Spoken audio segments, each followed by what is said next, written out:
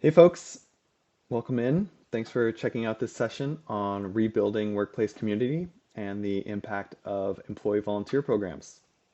My name is Eli Blackman, and I'm the CEO of Field Day based in Portland, Oregon. My pronouns are he, him, and I'm excited to share this content with you today.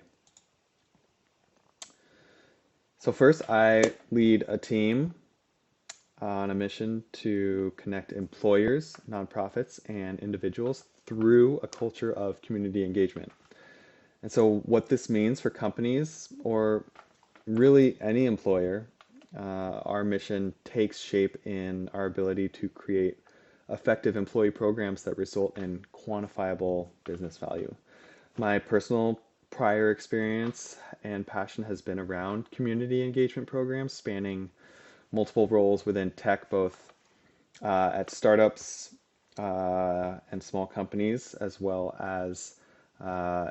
part of big companies during my time at Amazon, and as a nonprofit board member as well. And so that's a little bit about me and my background. And in this session, we'll get into why the latest data shows that a strong workplace community is essential for retention, the value of investing in employee volunteer programs to foster community and foster connection, and then actionable insights for building an engaging, sustainable employee volunteer program. So let's go ahead and jump right in. First, today's social workplace is lacking, today's workplace, is lacking in social connectedness.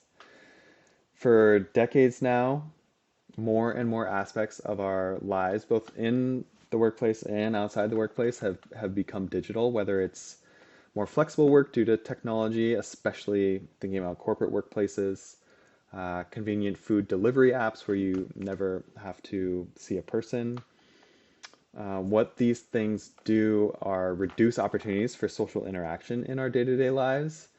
And as our social connectedness decreases, so does our happiness and overall mental health.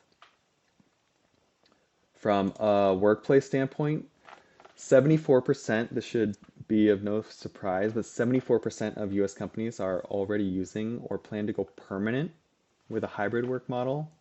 Workers want that level of flexibility. And not surprisingly, with that, as you see in the title here, leaders are reporting that relationship building is their number one challenge that they face with hybrid work models. This has been something that's been a long developing issue even before COVID, before the pandemic. You can look back to 2014, 65% of folks felt like they didn't have any sense of community at work. And so what does that look like as it plays out? Well, the data here shows that lonelier workers report lower job satisfaction, get fewer job promotions, have a higher likelihood of quitting their job within the next 6 months. So it's bad for the personnel, for the employees, and it's bad for the employer.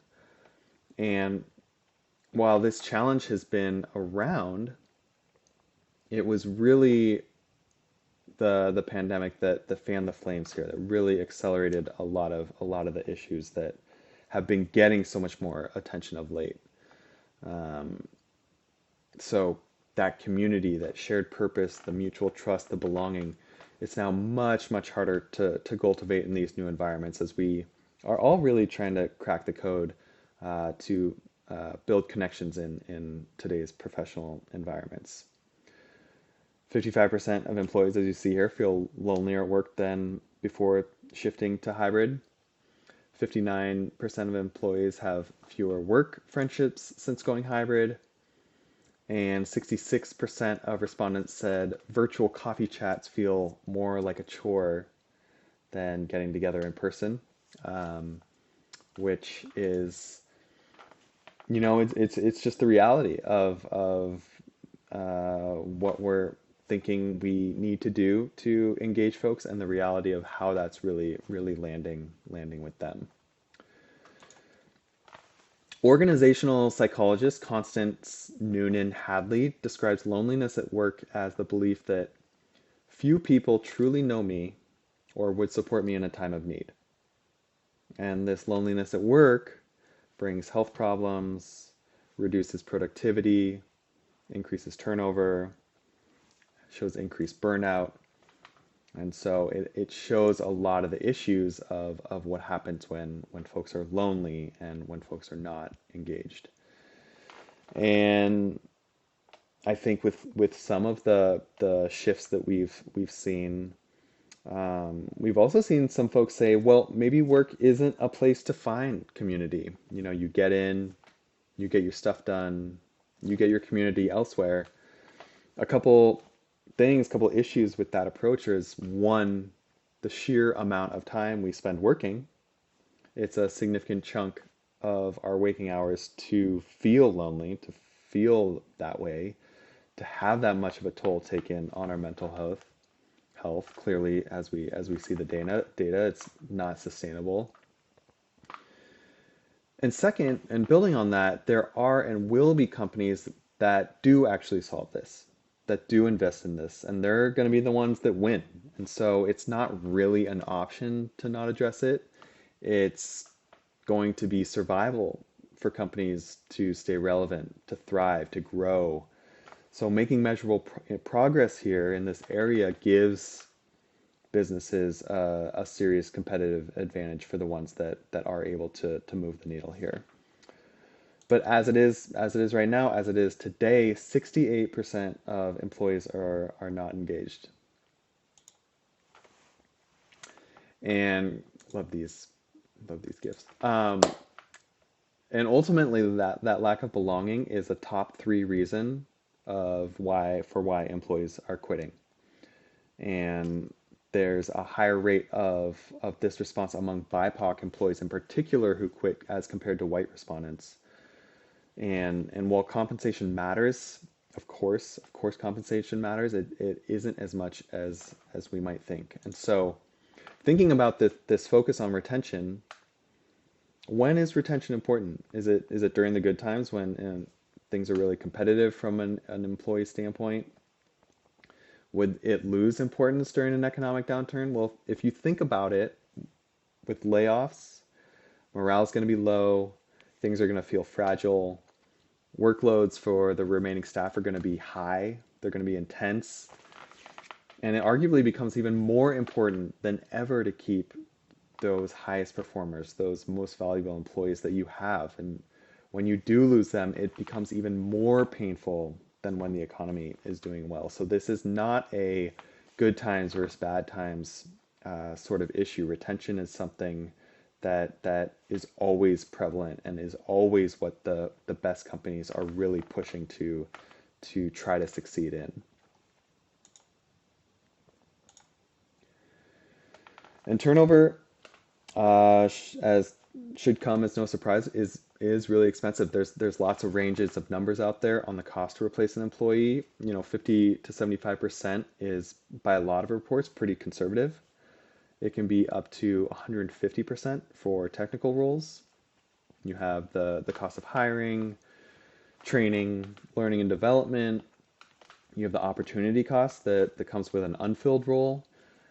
And so when you think about it, if you want to do a little bit of a math problem here, what does that look like for a medium-sized company with regretted attrition on average? And again, the regretted attrition meaning folks leaving that you don't want to leave.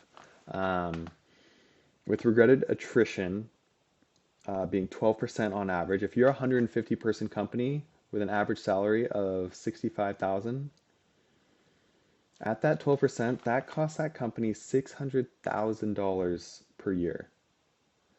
So again, going back to that lack of connectedness, it has a serious impact on a company's bottom line.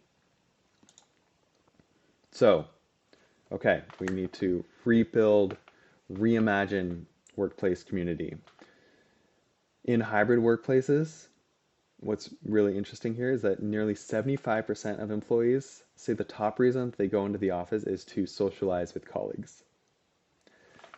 As an article in Harvard Business Review put it, I really like this. The main reason why many people miss the office is the desire to regain some of the lost magic that makes work more human. And so you think about that human aspect, that human element is directly connected to the social element. Humans are social beings. We crave and need those levels of connection. So rebuilding workplace community. First, to define community, community is a group of motivated people organized around a common interest, moving in a strategic direction. So some examples of community. One might be a neighborhood association.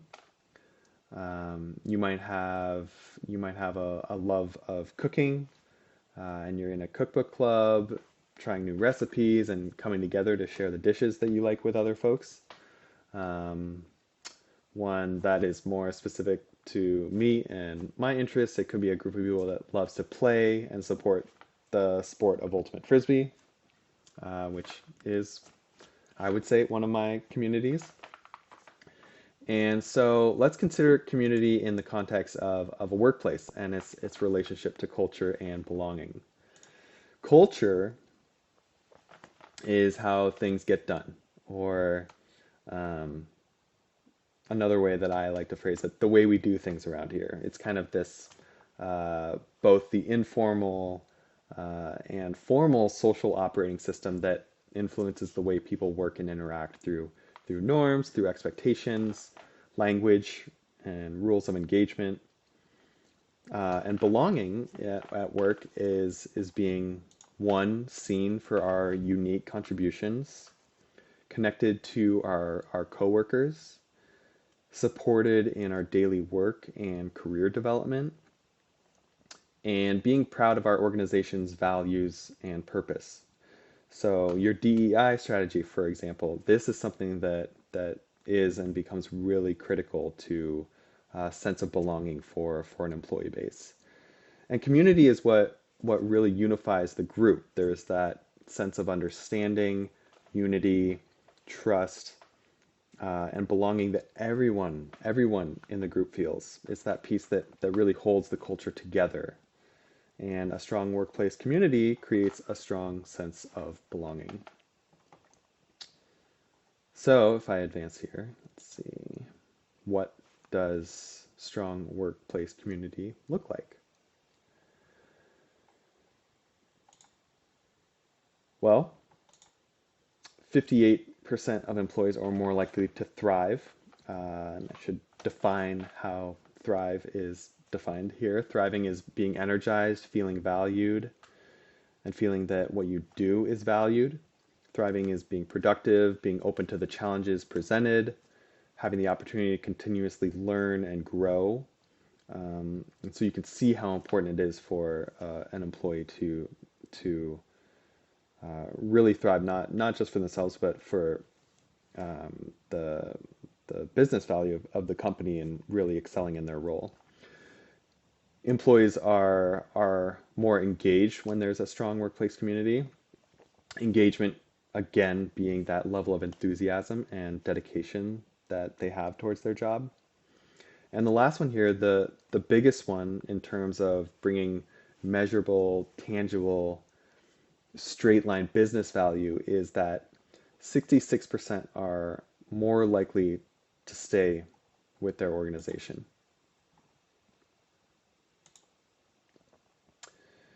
So, ways to build workplace community. First, building camaraderie through shared experiences. So, research shows that shared memories from past positive events can help sustain morale. You might know this as the term nostalgia. Nostalgia can really help counteract anxiety and loneliness, encouraging people to act more openly towards each other, increase resilience.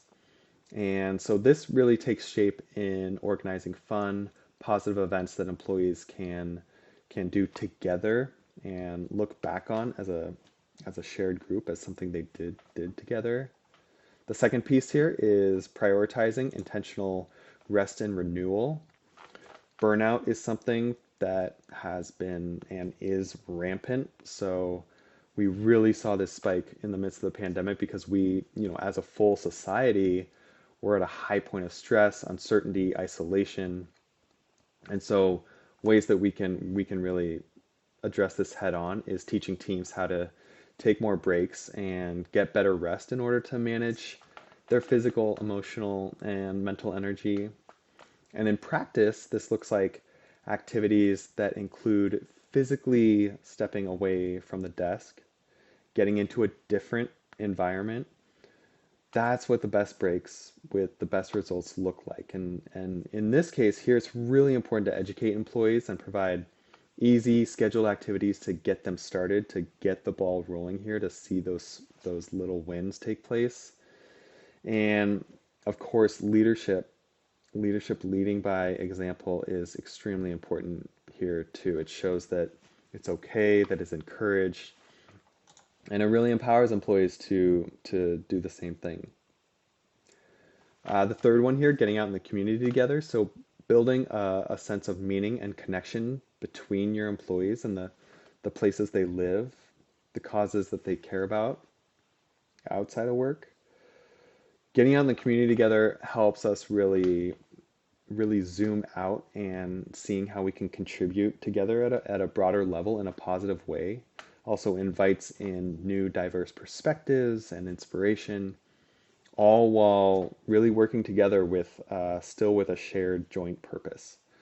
So these three components, the shared experience piece, the renewal piece, getting on the community together, these can all be achieved through, as you might guess, the implementation of an employee volunteer program.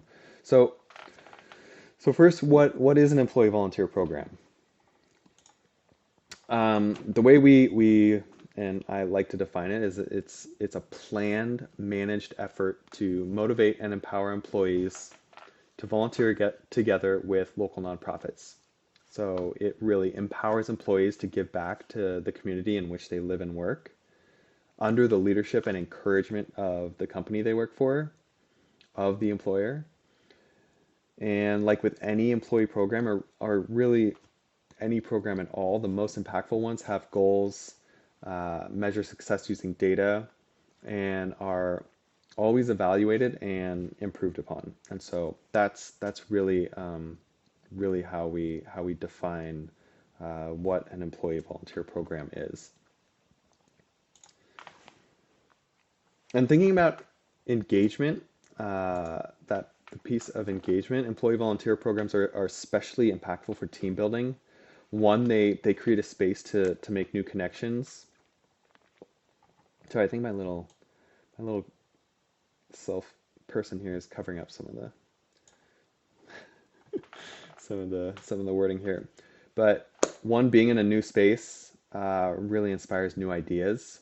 So again, as mentioned, it's really important that employees are able to step away from the stress of maybe everyday work, the stress that everyday work brings. These are positive spaces where teammates can connect. Many volunteer activities involve tasks like sorting donations, assembling kits, working in gardens, preparing meals, things that don't necessarily require prior skill or expertise, depending on what you think of my cooking. But doing these simple, meaningful tasks together is something that's really an equalizer. It doesn't really matter what your title is at the company, and that really provides a good way to talk not only with the folks on your team that you already know and you're deepening those relationships, but give you a chance to connect with other folks that are not on your team or maybe cross teams. But overall, as a whole, you're becoming tighter as a unit. The second one here is being able to practice teamwork and build cohesion and trust. Teammates with employee volunteer events learn about the nonprofit's cause and work together to support that cause, and with an understanding of the real impact that they're able to make in their community. Again, they have that meaningful shared experience that they can then look back on and reflect on together. and something that is that becomes part of their experiences at the company, part of the employee experience as a shared experience. And then lastly here, the boosting well-being and morale. This is one that um, companies have really kind of centered on this idea of wellness and wellness initiatives and wellness challenges. But four out of five folks see a positive impact to their physical and mental health after volunteering. Data shows that volunteering leads to better moods, less stress, improved self-esteem. And thinking about in a group setting, those effects really multiply because working together and helping others reduces feelings of isolation, reinforces that connection and community. And again, it's been a really nice fit as a part of companies' overall wellness initiatives or strategies. So, how this ties back to the bottom line is that companies that are investing in community engagement or corporate social responsibility programs that specifically engage their employees, so things like volunteer programs, they see a 50% decrease in turnover. So if you think back to that $600,000 uh, cost that medium-sized companies, 150-person companies, are incurring, you cut that in half. That is a significant savings just for a 150-person company. So whether you're a small company, whether you're a massive company, there is a significant impact to the bottom line of investing in these kinds of programs. And that's general data. Let me move over here. We at Field Day also surveyed employees that had participated in their company's volunteer program and found that 81% said volunteering is a better team building activity than other team building activity options. So things like happy hours, scavenger hunts, escape rooms, virtual happy hours. If you think about it, these kinds of events, these kinds of alternatives can be less than ideal for a number of reasons. One, maybe in terms of how inclusive they are when you think about, a happy hour being centered around alcohol typically. They might skew towards people that tend to be more extroverted. These are just not concerns when it comes to volunteer events and how accessible they are. These other two, the 83% of folks saying it contributes to their job satisfaction, and the 87% believing that their company cares about impact in the community. That 87%, they believe that, again, because they're able to be participatory in the company's social impact initiatives.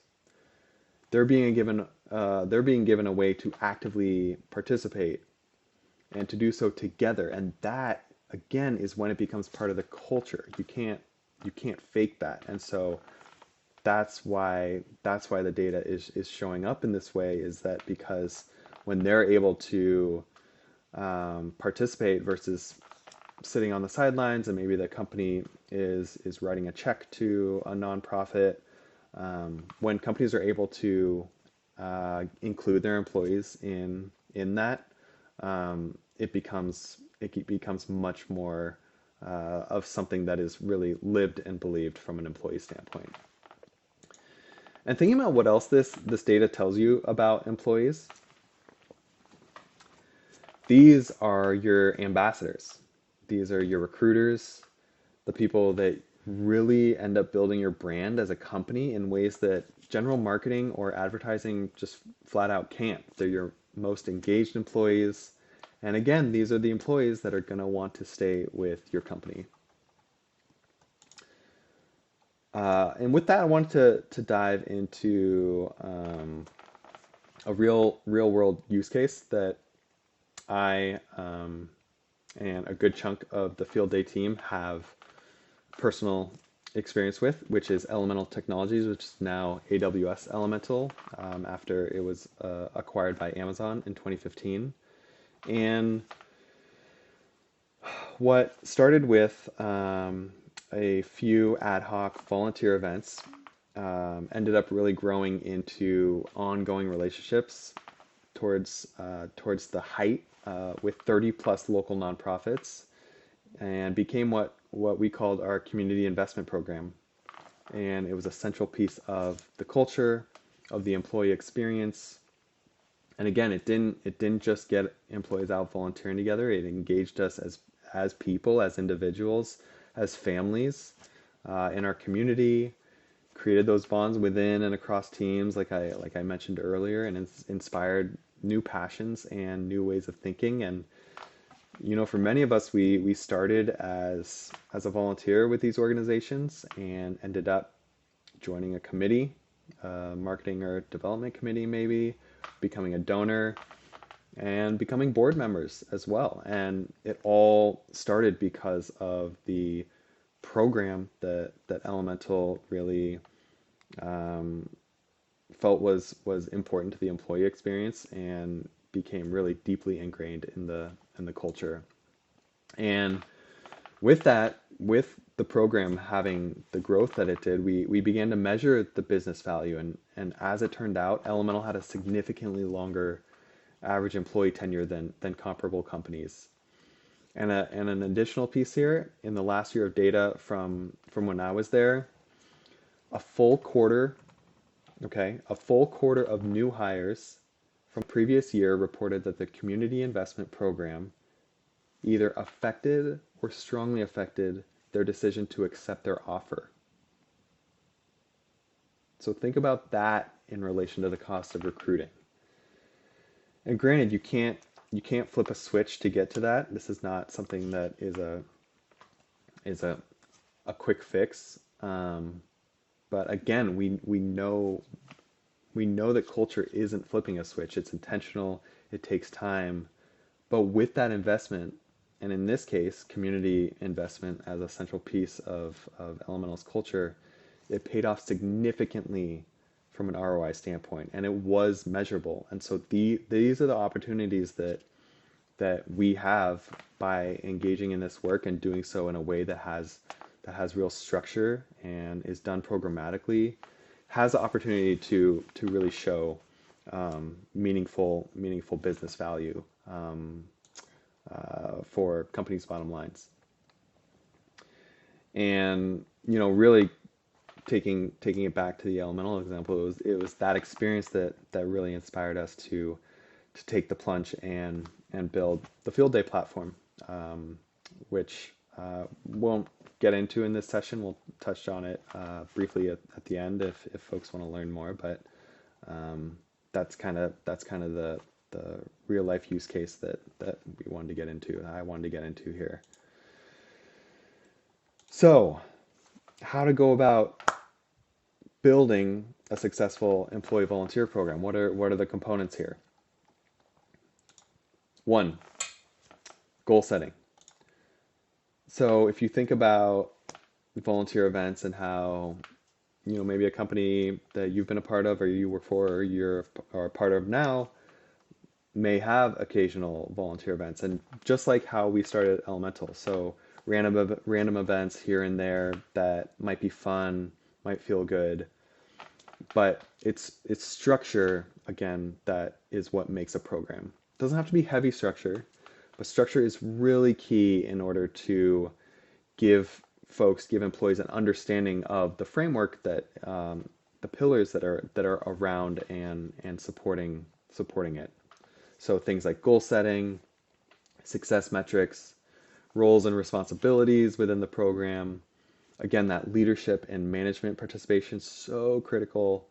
That lead by example component really helps unlock and drive participation.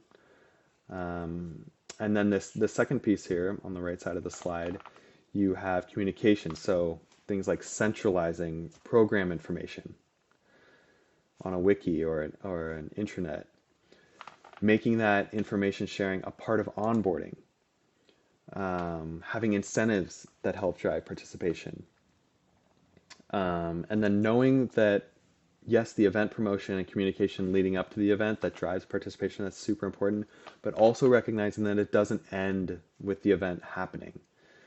Things like sharing the story of impact, certainly at least internally, thinking about how employee recognition plays a role, maybe telling these stories externally, using social media, career pages. Again, back to that employer brand piece. So the communication piece here is super important, not only um, to let folks know that this is something that the company cares about and offers, but then also tells a story for the employer brand piece as part of the aftermath of it, of um, whether you are a company with a consumer product or a company that is really trying to attract a certain type of value or mission aligned employee. Here's just an example of an internal comms tool. So this is Slack in this case, with a volunteering channel where folks are really rallying around their colleagues that are getting out in the community. Um, and again, these are some of the pieces that really help uh, give the program structure and drives that continued participation for folks to want to get involved and want to sync up and link up with their colleagues in these really meaningful, awesome ways. And in terms of turning that structure into a successful program, meaning it's become embedded into the culture, there are a few things to think about here. So, one, how frequently are there events to participate in? Are there sufficient opportunities for employees to join in on the program as their workload allows? It can be pretty popular to have an annual day of service, one chance for folks to participate. That isn't, that's an awesome piece, but it doesn't make a program. So that doesn't embed something into a culture, make it part of the employee experience. And so the frequency can really help them get started or return to volunteering after a pause whenever, might make sense for an employee's work-life balance or situation that they might find themselves in. It also provides flexibility for employees to participate. Flexibility is something, especially coming out of the pandemic, that workers have shown that they value very, very highly today. And so this this cadence and frequency of events being available is one key. The second here, which actually goes along really nicely with more frequent events, are designing events and promoting events for small to medium-sized groups rather than an entire large team. So again, like with the day of service, you think about these huge blowout events for big companies where it's a huge undertaking, not just for the company organizers, or maybe they're even outsourcing that organization, but for the nonprofits to support that and put it on. And really, what's kind of driving that really big event? Is it the um, is it the people piece of really leaning into what your people care about, or is it the kind of the PR focus? And so having some of these small to medium size uh, events really come across as a little bit more low key, more approachable, something that folks can look forward to. Whereas the large events may tend to feel more required, even if they're advertised as optional. So these smaller events, deeper connections are made. And again, it's also better for the nonprofits, whereas hosting a large group is outside of many a nonprofit's wheelhouse, or where large groups are really going to have limited utility once you get to a certain size. And so, um, the majority of companies, when it comes to volunteering, when it comes to um, employee volunteer programs, they want to operate on what's going to be best for that nonprofit. And so um, that's just reiterating that these small to medium size events that, yes, maybe take place on a more frequent cadence. That is something that is really more culturally embedded. And then the last one here is offering diverse options to be mindful and inclusive of interests, of abilities, of comfort levels. And this, it can vary based on the structure of the program. If there's a focus that the company has on certain cause areas, that sort of thing. But variety can take the shape of different locations, activity types, virtual versus in person, where it might be hosted, if it's on site at the nonprofit or it's at company office, indoor versus outdoor, keeping different personalities and neurodiversity in mind as well. And so, obviously, with that laundry list there is a lot to consider there. But when it comes down to it, first and foremost, it's really important to also keep in mind that a perfect event is not the goal.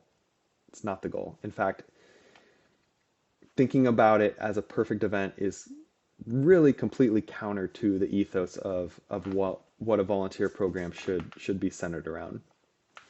Perfection, the paralysis that perfection can cause, it can be really dangerous when what folks really want is to help out, to do their part, to come together. And when the alternative is doing nothing, and doing nothing to support these groups, these nonprofit organizations that have identified a gap in an area of need, an area that needs attention, that are doing something about it, that is really painful. And so, there is all the stuff that goes into creating good variety of events, good amount of participation. But that is a key, is to really not try to strive for perfection on this, because what it really comes down to is folks being able to have a way to participate. It's going to be a good experience. It's going to be helping out the nonprofit. It's going to form connections that would not have existed otherwise. And so that is something that is something that we like to hammer home. But still, these are pieces. These are a lot of pieces that do go into successful employee volunteer programs. And obviously, as you've seen here, it's a lot of stuff, and it definitely doesn't happen by accident or by magic. And that is the reason that we built Field Day, to help companies, and not just companies, but we're actually very intentional about saying employers, because when you think about social connection of colleagues, of employees, all sorts of organizations have employees. It could be a for-profit company, it could be a government entity, it could be a nonprofit organization. Yes, they have their own volunteer events, but they also have teams that might want to go volunteer together to see how other nonprofits are contributing in the community, to get their team out of their day-to-day. And so we really like to use the term employers when we're talking about who we're helping create those connections and give back.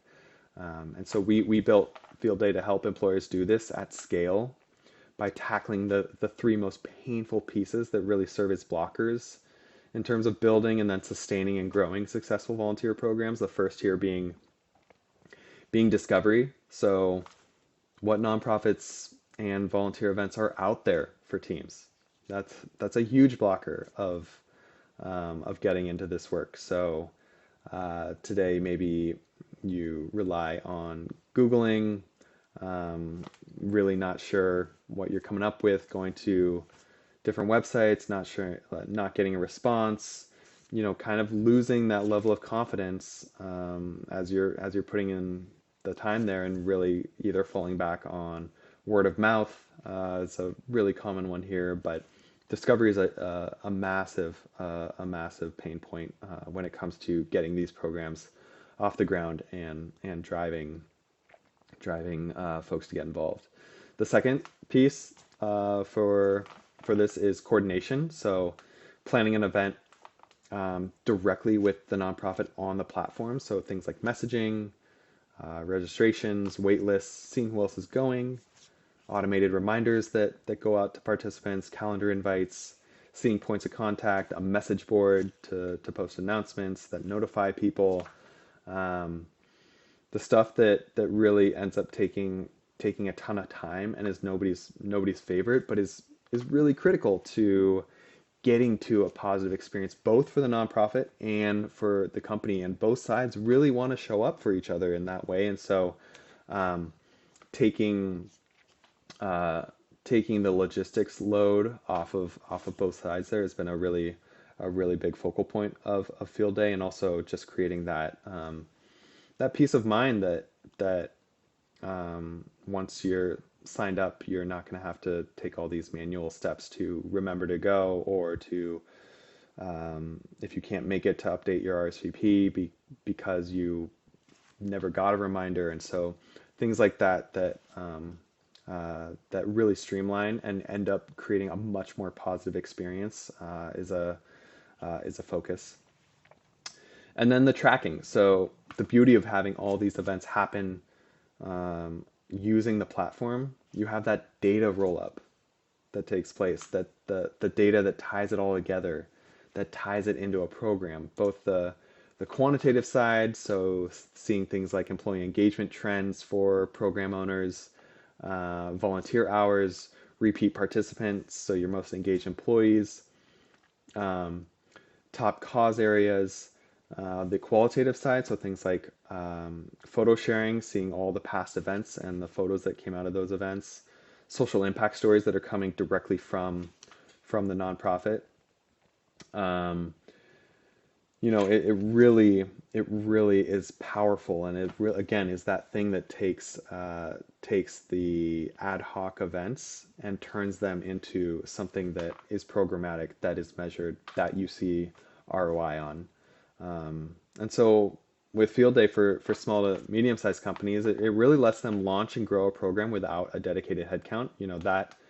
That is something that most companies of that size are not able to do. They're not going to have a corporate social responsibility team like a Fortune 500 company, um, but it lets them start spinning up a program and basically have that function as a portion of somebody's job, maybe under the people team, HR team, people operations, that side of things.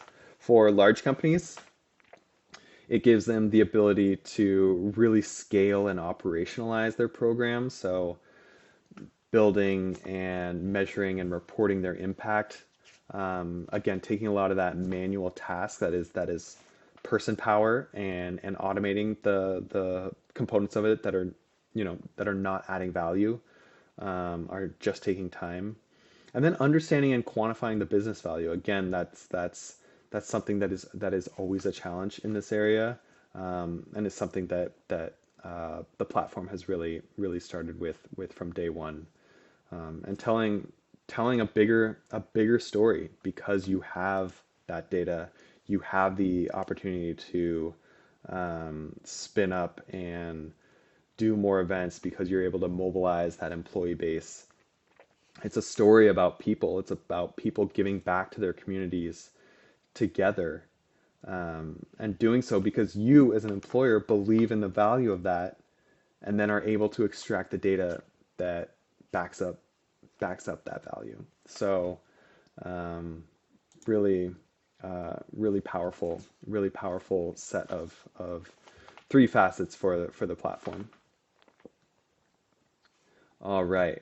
So, lastly here, if I can advance the slide, there we go.